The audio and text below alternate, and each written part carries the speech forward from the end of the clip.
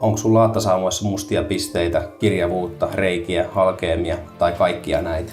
Nämä laattasaumatkaan ei kestä yhtä pitkään kuin mitä tämä kylppärin tekninen käyttöikä on. Eli laattasaumojakin pitää uusia välillä. Laattasaumojen käyttöikä on noin 10 vuotta plus miinus aika paljon.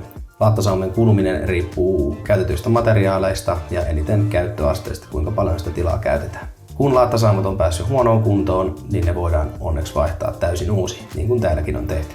Jos laattasaumoja ei uusi, kun alkaa olemaan kuluneessa kunnossa, niin ne menee koko ajan vaan huonompaan ja huonompaan kuntoon ja yleensä vielä kiihtyvää vauhtia, koska ne on huokosemmassa kunnossa ja kerää kosteutta ja likaa koko ajan vaan enemmän. Tässä esimerkkinä meidän asiakkaan tilanne vuonna 2022, tässä 2024 ja tässä huollon jälkeen. Mutta siitäkin näkee, että tilanne eskaloituu aika nopeasti, jos ei tilanteelle tee yhtään mitään.